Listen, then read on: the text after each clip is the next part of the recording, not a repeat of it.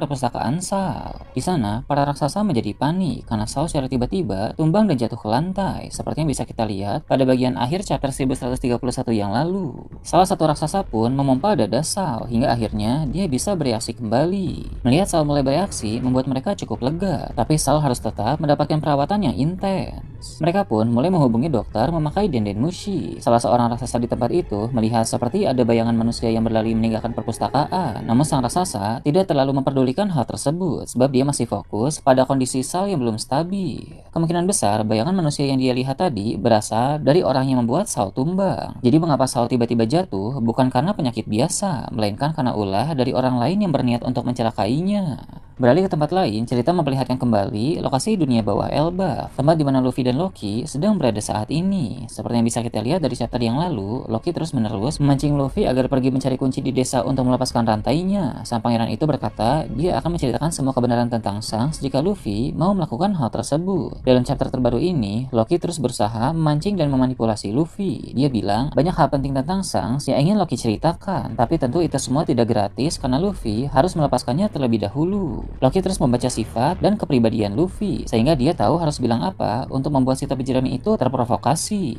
Setelah beberapa pancingan lagi, Luffy akhirnya setuju dan bertanya kemana dia harus mencari kunci itu. Loki pun menjelaskan kemana Luffy harus pergi dengan cukup spesifik. Loki juga bilang bahwa sebagai manusia, Luffy bisa lebih mudah menemukan kunci tersebut, karena di mata Luffy, kunci itu memiliki ukuran yang besar. Ia menggambarkan secara detail bagaimana bentuk dari kunci tersebut. Luffy pun segera pergi dari sana untuk mencari jalan menuju ke desa atas. Sebelum itu, Luffy mengingatkan Loki jika sampai dia berbohong setelah dilepaskan nanti, maka Luffy akan menghajarnya habis-habisan. Loki pun hanya menjawab dia tidak akan berbohong, tapi dalam hati dia berkata bahwa Luffy lah yang akan dia habisi jika rantainya telah lepas nanti.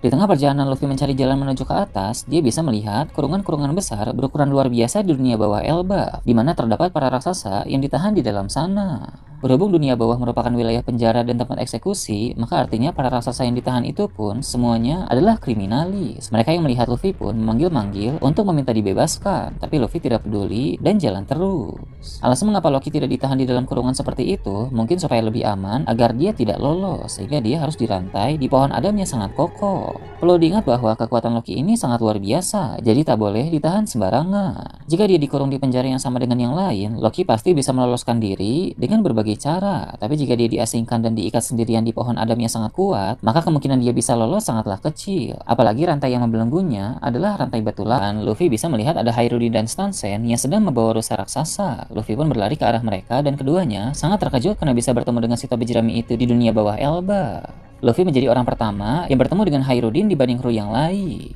Berpindah ke tempat lain, bagian atas diperlihatkan. Di sana Zoro dan kawan-kawan masih melarikan diri dari Road. Sementara itu, Road juga dikejar oleh Gerd dan Goldberg. Seperti yang bisa kita lihat dalam chapter yang lalu, Goldberg tampak berlari sambil mengangkut kapal Tosan Sunny. Saat Zoro menoleh ke belakang, dia dapat melihat kapal itu. Zoro pun tidak bisa lari terus-menerus. Walau sebelumnya Usopp melarang untuk bertarung, tapi karena ada kapal mereka di tangan raksasa, itu tidak bisa dibiarkan. Kapal tersebut bisa saja hilang atau rusak. Untuk kali ini, Sanji setuju dengan Zoro. Bisa repot jika mereka kehilangan kapal Tosan Sunny. Mereka berdua pun berbalik arah dan dengan cepat menuju ke arah Road. Zoro dan Sanji lalu melancarkan serangan secara bersamaan. Road pun tak sempat menangkis atau menghindar sehingga dia terkena telak serangan itu dan langsung terjatuh. Setelah itu, Zoro dan Sanji segera menuju ke arah Goldberg. Namun Goldberg dan Gerd bisa mengenali mereka sebagai kru bajak laut topi jerami. Goldberg pun meminta keduanya untuk tidak menyerang karena mereka sebenarnya adalah rekan bajak laut topi jerami. Awalnya Zoro dan Sanji tidak paham apa maksudnya, tapi Gerd yang juga berada di sana langsung bilang bahwa mereka adalah kru Hairudin dalam armada besar bajak laut topi jerami. Dengan begitu, Zoro dan Sanji pun langsung mengerti bahwa kedua raksasa itu adalah bagian dari aliansi. Keadaan pun menjadi tenang. Goldberg memberikan kapal Tosan Sunny untuk diangkut oleh Gerd. Gerd juga harus menuntun para kru Luffy menuju ke desa di sana, sedangkan Goldberg sendiri mengangkat tubuh Road yang tumbang untuk dibawa kembali ke dalam kastil.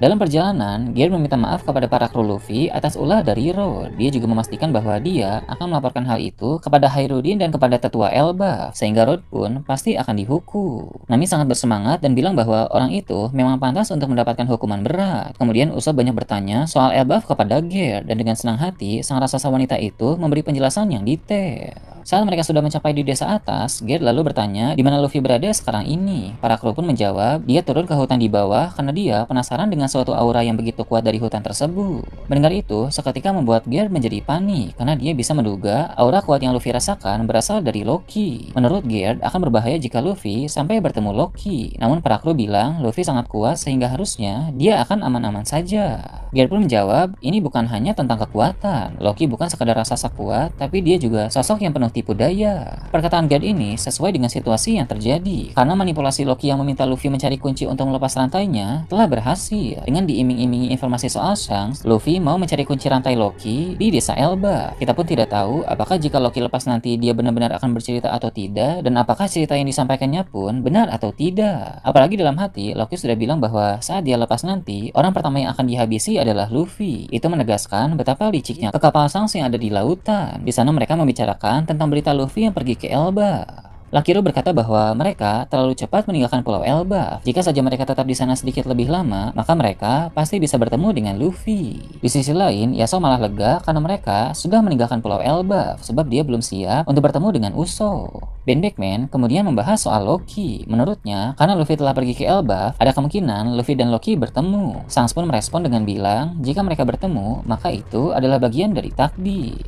Pertemuan itu menjadi momen di mana seseorang yang merasa dirinya adalah Dewa Matahari bertemu dengan pemilik sebenarnya dari kekuatan Dewa Matahari. Shanks juga bilang membicarakan Loki membuat dia teringat tentang masa lalu. Saat mengatakan hal tersebut, muncul satu panel yang menampilkan kilas balik di mana Shanks dan Loki berhadapan. Berbeda kemari Joy, saat ini para Gorosei sedang membahas berbagai hal, termasuk soal Luffy yang ada di Pulau Elbaf. Saat membicarakan Elbaf, maka mereka pun harus membahas mengenai Loki. Para Gorosei tahu bahwa Loki telah ditahan di sana selama 6 tahun karena mereka seringkali mengawasi keadaan Elbaf dengan mengirim mata-mata. Menurut para Gorosei itu, jika saja Loki masih berkeliaran bebas seperti dulu, maka dalam waktu 6 tahun ini, bounty-nya pasti telah semakin meningkat. Dia merupakan raksasa terkuat saat ini. Suatu saat nanti, jika sampai Loki terlepas, maka Gorosei paham sang pangeran itu akan menimbulkan masalah besar. Galing pun berkata, kesatria suci yang dia kirim untuk membungkam Sal di Pulau Elbaf masih berada di sana. Bagaimana jika dia juga menyuruh kesatria suci tersebut untuk menghabisi Loki?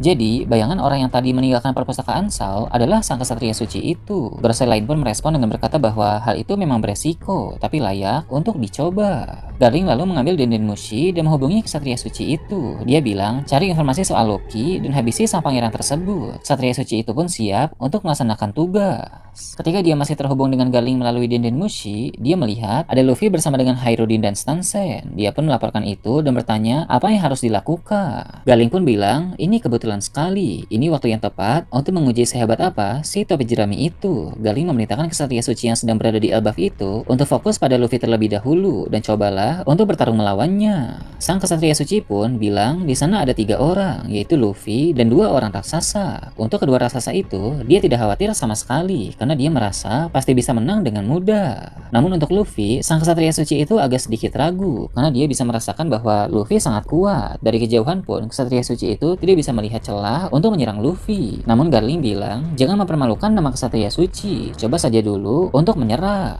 Sang kesatria suci pun mulai memberanikan diri. Dia mencoba untuk menyerang Luffy dari belakang, namun Luffy mampu menahan serangan itu.